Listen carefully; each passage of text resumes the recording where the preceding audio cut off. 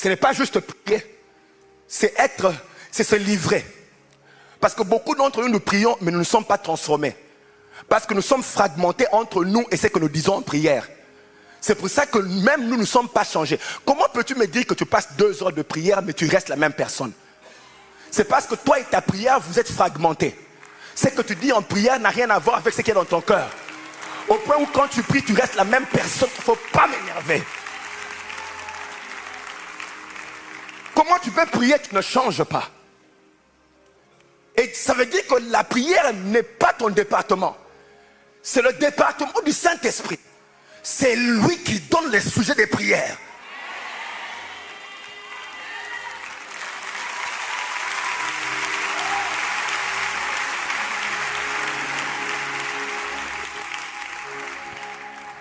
Pourquoi?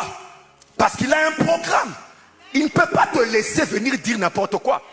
La prière, c'est une chambre. La prière, c'est quoi? C'est une maternité. C'est une chambre d'accouchement. Je ne sais pas comment on dit, salle d'accouchement. Quand tu vas prier, tu mets des choses au monde. Dieu ne veut pas que tu amènes des choses qui vont compliquer la terre. Vous voyez, quand Abraham, l'épouse, la femme d'Abraham s'est un peu trompée, elle a proposé à Abraham de prendre Agar. Ils ont amené Ismaël, qui est devenu maintenant un programme à la maison. Ça veut dire aussi que tu peux enfanter des choses qui amènent des problèmes dans le plan de Dieu. Parce que tu n'as pas laissé le Saint-Esprit être celui qui...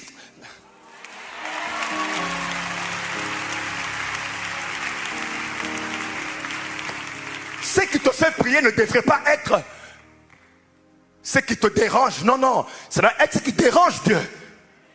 Ce qu'il y a dans le cœur de Dieu. Vous devez comprendre pourquoi Dieu veut une épouse. Pourquoi Dieu veut une épouse. Il y a des choses. Vous voyez que le Saint-Esprit insiste que ce soit une épouse parce que l'épouse, il y a des demandes qui ne peuvent être légales que quand elles sortent de la bouche d'une épouse. Par exemple, il n'y a que l'épouse qui peut dire « Donne-moi un fils, un enfant ». Un fils ne peut pas dire « Donne-moi un enfant ». Donc, il y a des demandes qui ne peuvent pas sortir de la bouche du serviteur qui va dire à son maître « Donne-moi un enfant ». Non. Donc, cette demande ne sera pas légale dans la bouche d'un serviteur. Alors, c'est pour ça que le Saint-Esprit localise d'abord celui qui a le cœur d'une épouse, parce qu'il n'y a que celui-là qui a le droit de faire certaines demandes. Il y a des choses qui ne peuvent pas arriver sur la terre tant que ce n'est pas une épouse qui l'a demandé. Ce qui fait que tu peux demander des choses, Dieu ne les fera pas parce qu'il serait illégal de les faire. Tu dois être une épouse. Pourquoi l'épouse dit viens? Viens veut dire manifeste-toi, exprime-toi. C'est ça, viens. Mais est-ce que vous savez que l'épouse est la seule porte légale pour tout homme d'entrer sur la terre? Et Dieu, pour venir sur la terre, il lui faut une porte légale.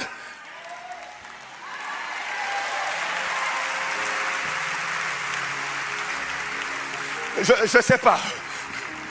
Il dit, je vais venir, mais je ne peux pas laisser un serviteur m'appeler. Il me faut une épouse parce que la porte légale, personne ne vient sur cette terre qu'en passant par une femme. Dieu sait cela. S'il vient autrement, il est illégal. C'est pour ça que vous voyez le roi de l'univers, Jéhovah, il envoie une équipe, une ambassade ou bien quoi, un émissaire, ça. Gabriel allait vers une fille de 10, 14 ans, Marie, 17 ans. Vous voyez Dieu sous son trône, il envoie chez Marie, 17 ans, ou 14 ans, je ne sais pas, pour dire, Marie, j'ai un programme. Je voudrais amener Jésus sur cette terre. Mais la seule porte légale, c'est une femme.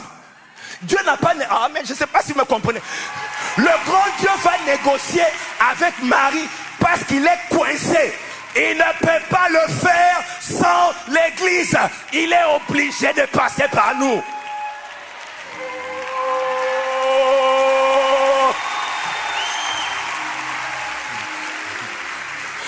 Bien-aimé, ne te néglige pas. Tu es trop important dans le plan de Dieu. Trop important. Quelque chose que les gens disent de toi, ils ne savent pas qui tu es. Dieu sait que tu es. Dieu sait que tu es le seul moyen pour lui de venir sur cette terre. Oh.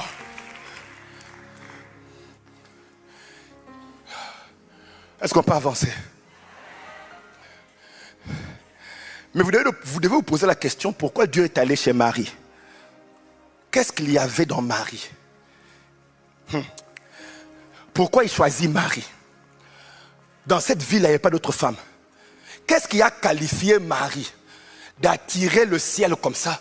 Où le ciel peut venir diriger un programme et je ne peux pas le faire sans toi.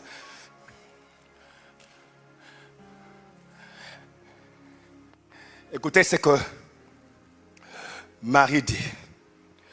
Parce que vous voyez, dans le mariage, pour qu'un mariage prenne place officiellement et qu'il y ait vraiment un mariage établi officiellement, il faut que les deux parties, c'est ça, hein, les deux parties on dit, les deux personnes doivent être d'accord. D'accord. Et je suis allé chercher le mot d'accord ou bien accord. Le mot accord veut dire s'unir et être un. Allez regarder dans vos dictionnaires. S'unir. L'homme quittera son père et sa mère, s'attachera à sa femme. Et les deux deviendront une seule chair. Dieu devait attendre que Marie soit d'accord ou bien s'unisse au projet de Dieu. Tant que Marie n'avait pas encore dit oui, l'ange continue à parler. Et quand Marie a dit, je suis la servante de l'Éternel, qu'il me soit fait selon la parole. Elle s'est unie à la parole. Là, il me dit, l'ange le quitta. Ça veut dire que maintenant, l'ange dit, c'est conclu, le mariage est fait. L'enfant est entré, moi je pars. Faut pas m'embêter. Mais ça veut dire quoi? Elle s'est unie. Elle est devenue un avec la parole. À partir de ce moment-là, Marie n'avait plus d'autre programme que le programme de Dieu. Et c'est ce que j'appelle amour. Mais attendez, bien aimé, il faut écouter, hein, écoutez. Église, on peut parler. On peut parler. Suivez-moi. Parce que nous, ici, on célèbre. J'aime Jésus. J'aime. Mais jusque-là, tu as l'intention de faire ton propre programme. Même quand tu dis j'aime là, tu as l'intention de rien donner. C'est pour ça que si on te dit dans ta prière, il n'y aura plus donné, tu risques de ne plus prier. Tu n'as plus rien à dire? Écoutez-moi. Je suis allé lire. Quand Marie dit, je suis la servante de l'Éternel, qu'il me soit fait. Qu'il me soit fait. Selon la parole. Et tu donnes le mot servante. Servante veut dire esclave. C'est ça le mot servante. Ça veut dire esclave. Marie venait de dire à Dieu, je suis ton esclave. Mais attendez, parce que vous voyez, un esclave n'a pas de volonté. Mais dans ce cas ici de Marie, l'esclave a la volonté. Écoute, il faut me comprendre. C'était un choix qu'elle a fait. Donc elle avait l'option de dire non et de continuer sa vie. Mais l'esclave, dans ce cas ici, chez les Juifs, il n'y a pas d'esclaves qui sont comme chez les Grecs, qui n'ont pas de volonté. Non. Chez les Juifs, l'esclave a la volonté. Donc, a le choix de partir. Parce que Dieu avait dit qu'il n'y aurait pas d'esclaves parmi vous. C'est pour ça que chaque 7 ans, il fallait libérer les esclaves. Et donc, chez les Juifs, il n'y a pas d'esclaves.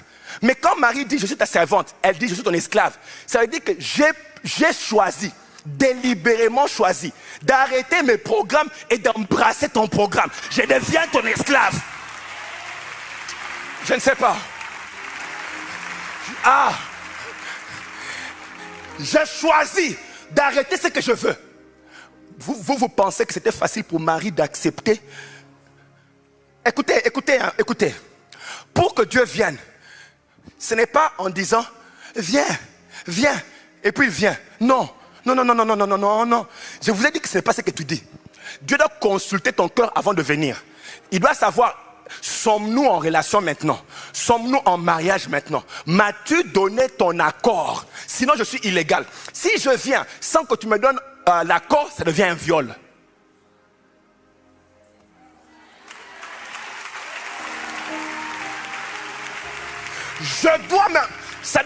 Il faut que tu me donnes ton accord. Et ton accord, c'est que tu me laisses la place. Viens, ça veut dire, moi je dois disparaître. Et toi, tu dois, increase, comment dire. Je disparais et puis,